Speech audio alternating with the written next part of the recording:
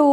അപ്പം മക്കളെ, ഈ വീക്കിൽ നമ്മൾ മൊത്തം വെജിൽ അങ്ങോട്ട് ഒതുക്കിയിട്ടാ. വെജ് മീൻസ് ഫിഷ് വെജ് അല്ലേ, എന്നാലും നിങ്ങളുടെ സ്പെഷ്യൽ എന്തൊക്കെയാണെന്ന് കമൻറ്റ് ചെയ്യട്ടാ.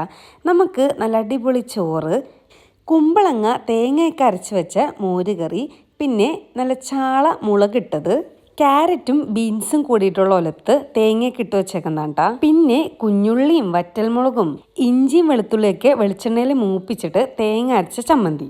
ഇതിൻ്റെ എല്ലാം കൂടെ നമ്മുടെ ഏറ്റവും മെയിനായിട്ടുള്ള ആള് മീൻ പൊരിച്ചത്, ചാളയാർന്നിട്ടാ.